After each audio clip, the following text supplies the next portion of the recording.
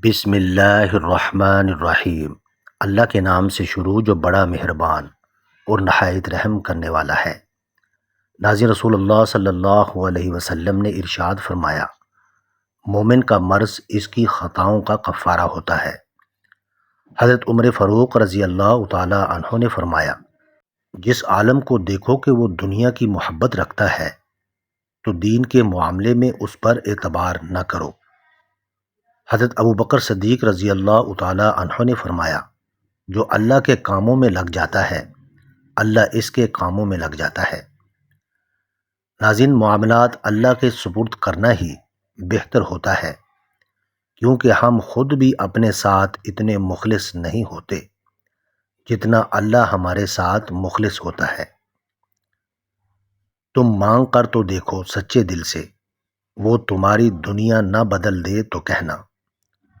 حضرت محمد صلی اللہ علیہ وسلم نے ارشاد فرمایا، بیٹیاں گھر کا نور ہوتی ہیں، انہیں کبھی دکھ مت دینا۔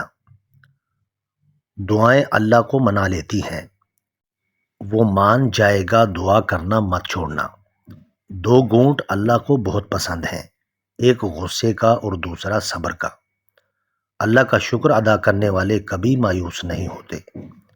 ناظرین، انسان اللہ کے سامنے گناہ کرنے سے نہیں ڈرتا، لیکن بندوں کے سامنے ان گناہوں کے آ جانے سے ضرور ڈرتا ہے۔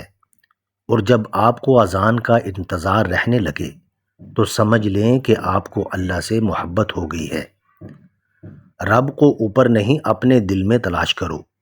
مشکل وقت میں دوست کی خاموشی دھوکہ دینے کے برابر ہے۔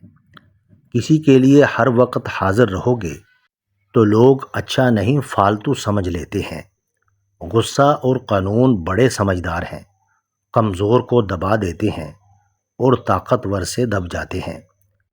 رزق کی تنگی ہونے لگے تو بکری گھر لے آؤ، بے تحاشا دولت آئے گی۔